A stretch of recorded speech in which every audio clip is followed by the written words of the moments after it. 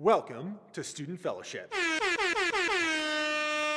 Hey, we're back with more videos and virtual group. Isn't that the best? Hey, I know it's not the best way to start the semester, that it would be so much more fun to have Student Fellowship in person, but it'll be there in no time. In just like a short while, we'll have in-person group. It'll be like no time passed at all. It'll be great. But until then, we'll still keep putting out video content for you that's both fun and points you to learn great things about God. And so my encouragement is just stay engaged. Stay engaged, stay with us. We want to see you guys, even if it's virtually. And I promise, it'll be great. And then we'll be back in person, and it'll be awesome. So, and we're going to put great video content out like this ridiculous video by my man Nick. Go ahead and watch Nick. Hello and welcome to Nick Eats Food.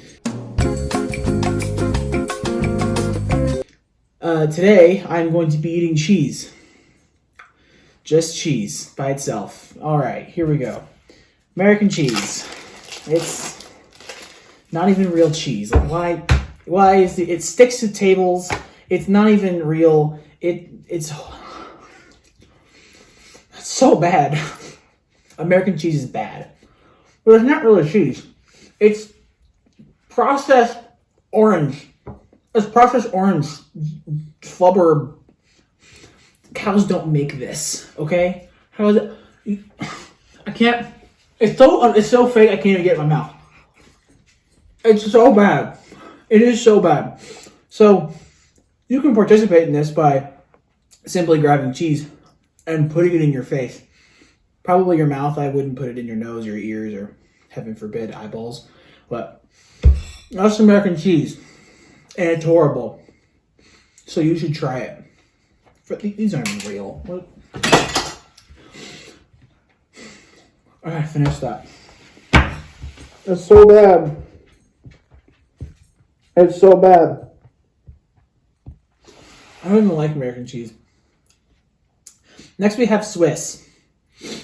This is better cheese. In all facets, you can make a better grilled cheese with Swiss cheese. Also ham and Swiss. It's just better. If you don't think this is better, if you think it's better, you're wrong. You're objectively wrong. So, this has been Eating with Nick. This week with cheese. Feel free to give any kind of so much cheese in my mouth.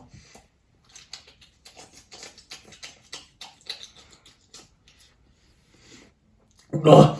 Feel free to suggest any food that you may want to watch me eat. It can come in all facets and forms, mostly. But cool. Thanks. I don't know what the video is going to be, so I think I told him to just dump a gallon of milk on himself. So we'll see if he does that. Well, guys, all semester long, we're going to be jumping into a new series studying the book of 1 Peter. 1 Peter was written by, you'll never guess, Peter, who is one of Jesus' closest friends and disciples. It's called 1 Peter because he wrote a book later on called 2 Peter. Pretty cool stuff there. But we're going to be diving into 1 Peter, which is a great book for us, and I think we're going to have a lot to learn from it. Now, before we go into our passage for today, there's a great Bible Project video that gives a whole overview of the book of 1 Peter. And so I'm going to have that video for you right now, so watch it so you can get the big idea of the whole book. The first letter of Peter. His name was Shimon, or Simon, when he first became a follower of Jesus, and he was part of the inner circle of the 12 disciples. When he made his confession that Jesus was the Messiah, Jesus changed his name to Kephas, which is Aramaic for rock, which was later translated into Greek as Petros or Peter. Jesus promised that he would become a leader among the apostles to guide the Messianic community in Jerusalem through its earliest years, and that's what happened. Remember the early chapters of the book of Acts. Eventually, Peter was called to carry the good news of Jesus beyond the borders of Israel, however, and this letter was written decades into that mission in the wider Roman world. We discover at the conclusion of this letter that Peter is in Rome, which he calls Babylon, on. And we learned that while Peter commissioned the letter, it was actually composed by a man named Silvanus, who was a co-worker of Peter. This was a circular letter sent to multiple church communities in the Roman province of Asia Minor, which is in modern-day Turkey. And Peter learned that these mostly non-Jewish Christians were persecuted. They were facing hostility and harassment from their Greek and Roman neighbors. And so Peter wrote to encourage them in the midst of their suffering. And this helps explain the letter's design and its main themes. It opens with a greeting, and then it moves into a poetic song of praise to God, which introduces the key themes that are explored in the main body of the letter, where he first affirms the new family identity of these persecuted Christians, which will help them see their suffering as a way to bear witness to Jesus. And this has a way of focusing their future hopes on the return of Jesus. Let's dive in. You'll just see how all the pieces work together. So Peter opens by greeting these churches as the chosen people of God who are exiled around the world. Now, Peter makes clear throughout the letter that these Christians he's writing to are Gentiles. But here he describes them with phrases from the Old Testament that describe how God chose the people of Israel, the family of Abraham, who was himself an exile and wanderer. This is a key strategy that Peter repeats through the whole letter. He wants these suffering non-Jewish Christians to see that through Jesus, they now belong to the family of Abraham. And so they're wandering exiles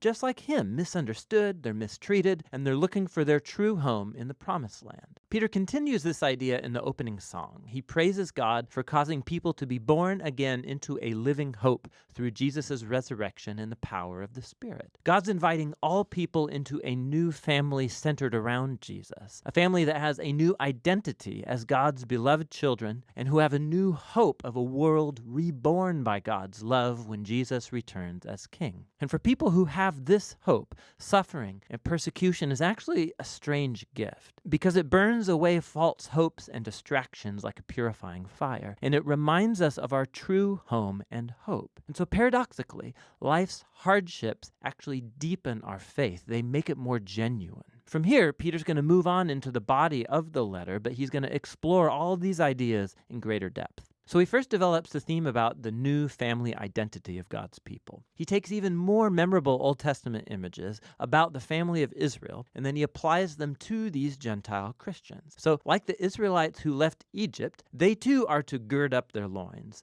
and leave behind their former way of life on the way to a new future. So they are the holy people of God now who are journeying through the wilderness. They are the people of the new Exodus who have been redeemed by the blood of Jesus, who's the ultimate Passover lamb. They are the people of the new covenant who have God's word buried deep inside them, restoring their hearts and renewing their minds. They are the new temple built on the foundation of Jesus himself, and they're the new kingdom of priests who are serving God as his representatives to the nations. Now, by applying all of these amazing images to these persecuted Gentile Christians, Peter is placing their suffering within a brand new story. And this leads into the next section. Their persecution can actually help bring clarity to their mission in the world, to bear witness to God's mercy among the nations. So Peter first encourages them to submit to Roman rule, even if it's oppressive. Yes, he acknowledges their persecution, their suffering is unjust. But violent resistance solves nothing, not to mention that it betrays the teachings of Jesus, who loved his enemies instead of killing them.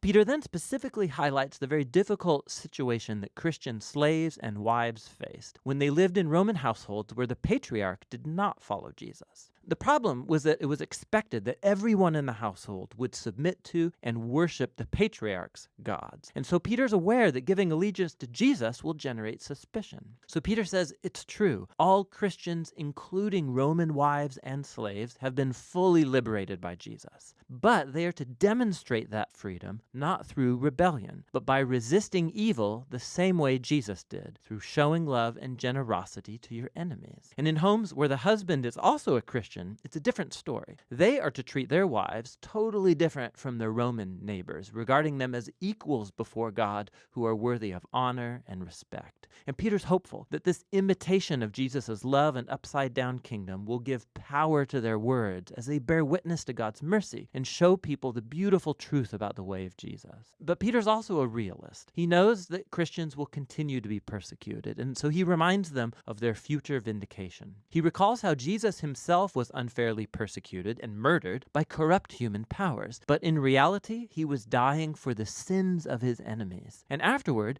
he was vindicated and given resurrection life by the Spirit. And now Jesus is exalted as king over all human and spiritual powers. Then Peter shows how baptism points to the vindication of Jesus' followers. So like Noah, they've been saved through the waters, not as a magic ritual, but as a sacred symbol that shows their change of heart, their desire to be joined to Jesus in his death and his resurrection. And so now, even if they are murdered for following Jesus, their hope is in future vindication and exaltation alongside their king. Which leads Peter into the final movement. He recalls Jesus' words that his disciples should consider it an honor and joy to be persecuted just like he was. Peter then calls on church leaders to care for these suffering Christians and to show the same kind of servant leadership that Jesus did to his followers. And finally, Peter reminds these Christians about the real enemy that they are facing. This hostility isn't simply cultural or even political. There are dark forces of spiritual evil at work, inspiring hatred and violence. And they are to resist this evil by staying faithful to Jesus and his teachings, and by anticipating his return and ultimate victory over such evil. Peter concludes with a prayer for divine strength, and he sends a greeting from the church in Rome, which he calls Babylon. Now this is cool. Peter's adopting here the tradition of the Old Testament prophets, for whom the name Babylon became an archetype for any and every corrupt nation. And so Rome has become the new Babylon, and its empire is where God's people are now exiled from their true home in the renewed creation. Peter's first letter is a powerful reminder of Christian hope in the midst of suffering. God's people have been a misunderstood minority from the very beginning, and they should expect to face hostility because they've chosen to live under the rule of a different king, Jesus. However, persecution can become a strange gift to the church because it offers a chance to show others the surprising generosity and love of Jesus, which is fueled by the hope of his return. And that's what 1 Peter is all about. So we're just going to look at a small section at the beginning of chapter 1 of 1 Peter. But before we do that, I want to tell you that the reason that we're diving into this book in particular is because of a theme that pops up right here in the first verse. Peter begins his letter with a greeting that goes like this: Peter, an apostle of Jesus Christ, to those who are elect exiles of the dispersion. He uses this term, elect exiles, and I think this is the theme of the whole book, and also what I want to title our series in 1 Peter. Now, when he says elect exiles, he's saying two things at once. Elect means that God has chosen them or called them out for a specific purpose.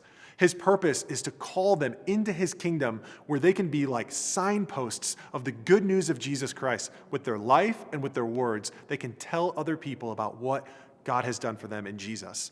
But then he uses the word exiles. Now, exiles refers to someone who's had to leave their home and finds themselves in a foreign place. And when he uses this term here, he's not using it literally. Like, the people he's writing to are not actual exiles. They haven't had to leave their home. So why does he call them elect exiles? Well, it's like he's saying, hey, because you've been called out and given this purpose by God, something else is going to be happening simultaneously.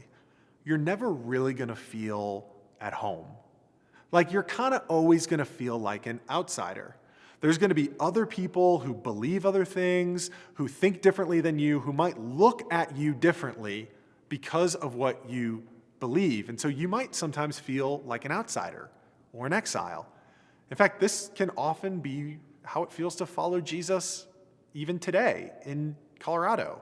There's a lot of people here who aren't Christians, who don't follow Jesus, who maybe don't have any religion at all. And so sometimes when you follow Jesus and you're trying to point people to the good news of the gospel, it can just feel like, man, I'm a little bit of an outsider here.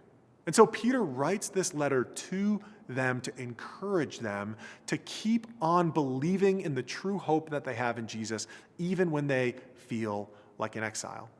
And so that's what we're going to look at today in chapter 1. We're going to talk about the difference between a real living hope and a hope that can perish or be taken away. Now, when I was thinking about this, I thought about the first time I got an iPhone. I was actually one of the first people I'd ever met to get an iPhone. This was back in like 2008, and they had just come out with the new edition called the iPhone 3GS, which I thought was like awesome. And now I'm realizing was like super lame technology. Like it didn't have the App Store on it. It couldn't send pictures in text messages. And the idea of like FaceTime, that was like science fiction still. Like the fact that we can do like youth group over Zoom is unbelievable when we still thought of that as like science fiction in 2008. And I know some of you are like, I'm not even allowed to have a cell phone. I'll take the 3GS if you have that still. Well, I don't still have it because I was also one of the first people I ever met to drop my phone and shatter the screen. It was like my second week of college. I was so excited about this new phone that I thought was going to improve my life and was going to be an awesome thing to have. And of course, I drop it on concrete and the screen shatters to like a million pieces. And not only was my phone no longer the cool thing I thought I had, but it was pretty much useless. Now, for many of us, that may be kind of what be like 2020 felt like. Like it was this year where like it was just dropped on the concrete and all of the things that we liked were shattered. In fact, some of the things we don't even like were shattered. Like I can't even tell you how many teenagers I've heard tell me that they miss school, which is something I had never heard someone say in my life before. But it turns out there's something worse than school. It's called virtual school. And so even those things were taken away from us. We just found this year that maybe many of us had many hopes and dreams in of things that would be great, and they were shattered. And I think what was revealed to us about last year is that our lives are more fragile than we think. And the things that we usually look to for hope, for life, for just what we enjoy, those things are fragile and perishable and can be taken away.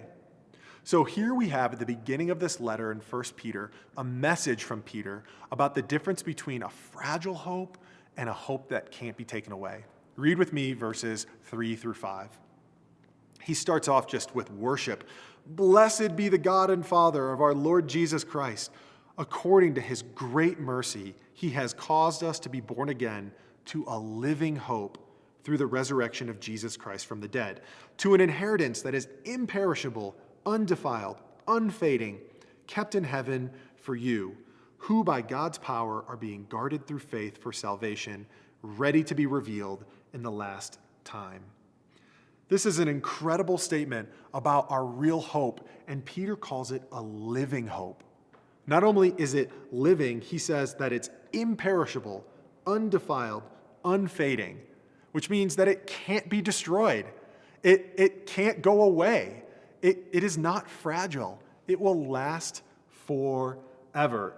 It's not like my phone that I could just drop and could just break into a million pieces. In fact, of course, eventually I got a new phone. And what's the first thing I did with it? I slapped an OtterBox on that mug. I'm like, I need to be able to run over my phone with my car and have it still not break because I needed something imperishable. Actually, I got really into these last few months of wanting a smartwatch. And I did all my research on all the different smartwatches. I mountain bike a lot, and I wanted something that could track my mountain bike rides and my fitness and just could, sync with my phone and do a lot of cool stuff.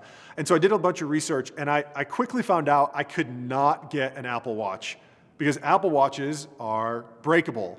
And I don't know if I've talked about this before, but pretty much every time I mountain bike, I crash. And so I knew if I got an Apple Watch, that thing would break so fast. And so my wife got me this Garmin watch, which is like indestructible. In fact, the advertisement for it shows a fireman fighting a fire with it on his wrist. So that's how you know it's good. And not only that, but this thing is solar powered. Like an Apple Watch, you need to charge it basically every single day for it to work. I got this thing on Christmas, and it's been 2 weeks now, and it still says it has 6 days of battery left. So this is a watch that's imperishable. It can't go away. It doesn't need to be charged, really. The sun charges it. Peter's saying that's what it's like to have hope in Jesus Christ. Why? Well, because Jesus died, but then he was resurrected to a new kind of body that can never die again. His body is imperishable. His body is eternal. His body is alive. And he says, if you're connected to Jesus, you actually have the same hope that you will experience resurrection someday. You have a salvation that is kept in heaven for you that cannot be taken away. Your life is secure.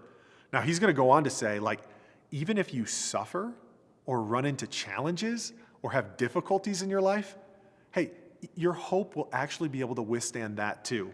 Read with me in verse 6. He says, "In this you rejoice, though now for a little while, if necessary, you have been grieved by various trials, so that the tested genuineness of your faith, more precious than gold that perishes, though it is tested by fire, may be found to result in praise and glory and honor at the revelation of Jesus Christ." He's saying hey, gold, which is beautiful and valuable, if you actually put that in fire, it melts. Even gold can't withstand trial and fire. And so your inheritance, your hope in Jesus is more precious than that. Because even when you run into difficulty like last year, when we all experienced some level of pain, things taken away from us, even when we run into that, our hope keeps us going. It can't be taken away. And isn't that true? Here we are now in a new year. And when I reflect on last year, a lot of things were really hard, but one thing I'm so sure of, God was faithful. God brought us through it. God has been near to us, with us, never leaving us, no matter what we experience. And I know that will be true about this year too. And so what I want for us as we study 1 Peter and as we jump into a new year is to not just go back to the way things were and think, if I just have my life back, everything will be better. If I just can see my friends again, if I don't have virtual school, if I'm not so isolated, if I can go to parties and concerts and all the fun stuff, if I can travel again, if I don't have to wear a mask again, then life will go back to normal and be better. No. We're still going to face trials. We're still going to face pain. There's going to be more things that are hard. But what I want us to do is say, we are secure in the hope that we have in Jesus because of what he's accomplished for us in his death and resurrection. And so it's that I'm going to focus on. I'm going to fix my hope in that. God has proven himself to be true, and he will prove himself to be true over and over and over again. I want that for you, and I want that for me, to live in the reality of the living hope we have in Jesus.